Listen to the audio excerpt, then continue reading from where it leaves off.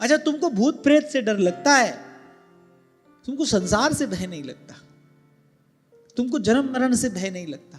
अगर जन्म मरण से भय लगे तो लग जाओ भजन में। आदमी भूत से डरता है, प्रेत से डरता है, धन हानि से डरता है, मान हानि से डरता है, इस सब बात से तो डरता है।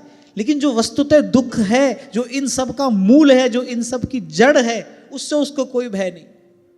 उससे भय हो तो आज अभी इसी क्षण सब छोड़कर भजन में लग न जाए, क्योंकि इस जन्म मरण रूपी दुख से मुक्त कराने वाला तो भगवान का भजन ही है ना।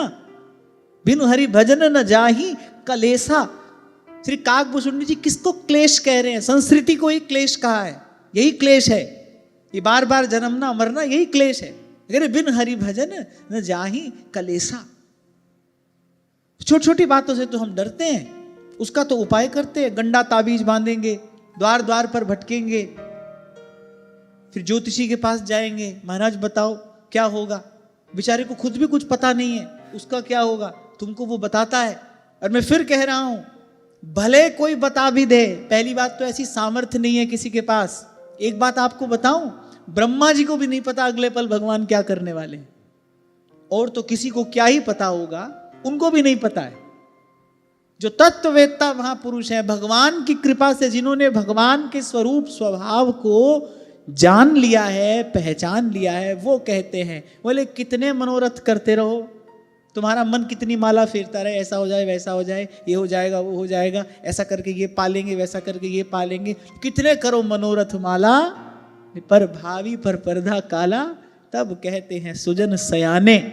जो सयाने हैं, अकल आ गई है जिनको, जिनकी बुद्धि ठिकाने आ गई है भगवान की कृपा से, जिन्होंने भगवान को जान लिया, बोले तब कहते हैं सुजन सयाने, राम की बातें राम ही जाने।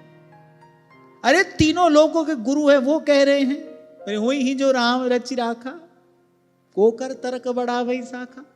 भगवान की बात नहीं मानी माता सती ने, समझाया, अश्वत्थ वृक्ष के नीचे जाकर बैठ गए, बोले अस कह जपन लगे हरि नामा। बोले ठीक है भाई, हम तो थोड़ी देर भजन कर लें, तुमको अपनी जो लीला करनी है तुम करके आ जाओ। अब महादेव जानते तो हैं कि क्या होने वाला है, रोक पाए उसको?